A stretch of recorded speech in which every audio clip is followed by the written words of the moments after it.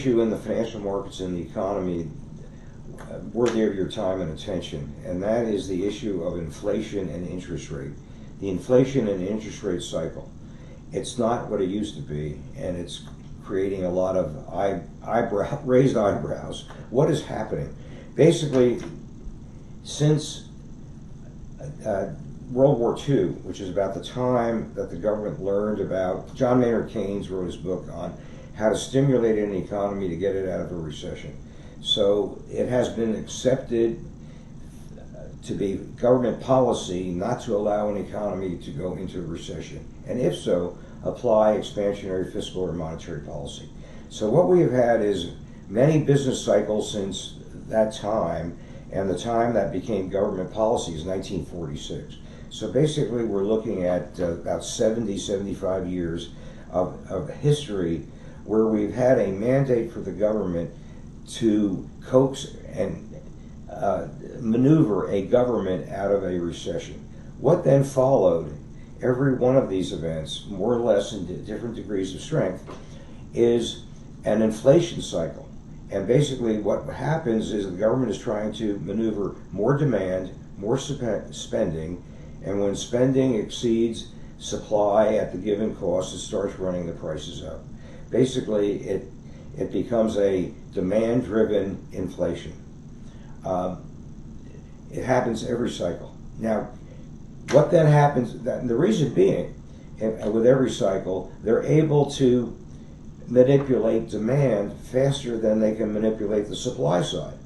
And given that we have relatively labor force and capital equipment are relatively inelastic in the short run, so if demand for final goods and services rise dramatically, we run out of labor and we run out of plant equipment.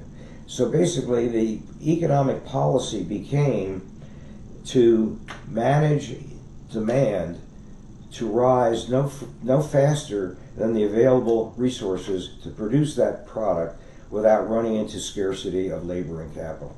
But it doesn't always work out. Generally, the business cycle expansions cause unemployment to rise, unemployment to decline, and hourly wages would rise. And that's exactly what they're doing in our current business cycle. Hourly wages are rising dramatically. In turn, what that does is causes overall general inflation, because business firms now having to pay more in labor costs and trying to manage their profit margin, try to raise prices to push onto the end user the higher cost of labor. And basically the higher price is there to try to preserve their profit margin. So every business cycle expansion has run out of labor, higher wages, higher labor costs, and an effort on the part of businesses to preserve profit, overall profit, by raising prices. So we have a wage inflation followed by a generalized goods inflation. Now, in turn, that gives rise to another response, which we see in financial markets, and that is interest rates will follow the rise in the business cycle and the inflation cycle.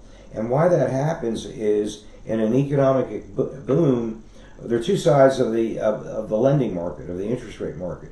Corporate borrowers want to borrow more, and usually consumers are wanting to borrow more in a boom to buy a house or an automobile. But let's think about just corporations alone. They're having an expansion of their demand for their product, so they're seeking to expand their ability to produce. So they're seeking to expand their ability to produce. They're on the demand side of the credit markets. So basically, they're willing to pay more to get bank loans to expand their productive capacity. On the other side of the market are lenders, and lenders are lending at fixed rates to businesses in the short term to expand their production capacity, and lending with fixed rates in an inflationary environment means the real return to the lender goes down, because they're not getting compensation for the loss in purchasing power for the interest they receive.